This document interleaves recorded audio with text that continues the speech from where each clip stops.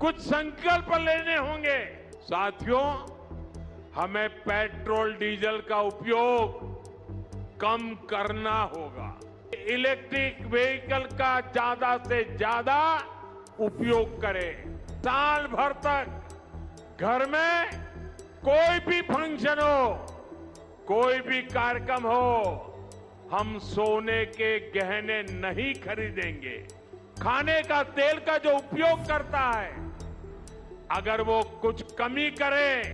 प्रधानमंत्री नरेंद्र मोदी ने तेलंगाना दौरे के दौरान लोगों से अपील की कि मौजूदा वैश्विक हालात को देखते हुए पेट्रोल डीजल कम इस्तेमाल करें, मेट्रो और सार्वजनिक परिवहन अपनाएं, कार पूलिंग करें। फिलहाल सोना खरीदने से बचें और विदेश यात्राएं टाल दें। उनका कहना था कि दुनिया में चल रहे तनाव का असर भारत पर भी पड़ रहा है, इसलिए विदेशी मुद्रों का ईंधन बचाना जरूरी है। लेकिन इस अपील के बाद बड़ा सवाल यह उठ रहा है कि हर अंतर्राष्ट्रीय संकट का असर आखिर आम लोगों की जिंदगी और खर्चों पर क्यों ही डाला जाता है।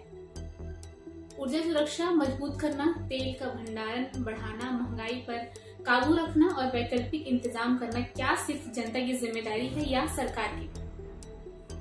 प्रधानमंत्री नरेंद्र मोदी द्वारा यह बात 10 मई को तेलंगाना दौरे पर पहुंचे, जहां उन्होंने हैदराबाद और सिकंदराबाद में कई कार्यक्रमों में हिस्सा लिया। इस दौरान उन्होंने विकास परियोजनाओं की सौगात देने के साथ साथ लोगों से कुछ अपीलें भी की। जमीन पर देखें तो गांव और कस्बों में रहने वाला आम आदमी पहले ही जरूरत के हिसाब से पेट्रोल खरीदता है। ज्यादातर लोग ना विदेश घूमने जाते हैं और न ही बार बार सोना खरीदते हैं।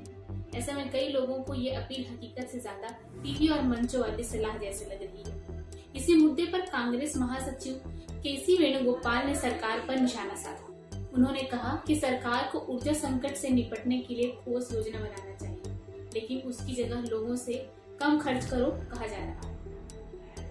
हालांकि यह भी सच है कि भारत अब भी तेल के लिए बड़े पैमानों पर दूसरे देशों पर निर्भर है। ऐसे में सवाल भी यही उठता है कि इतने वर्षों की सरकारों के बाद भी देश की स्थिति ऐसी क्यों बनी हुई है कि युद्ध कहीं और असर यहाँ के लोगों की रोजमर्रा की जिंदगी तक पहुंचे।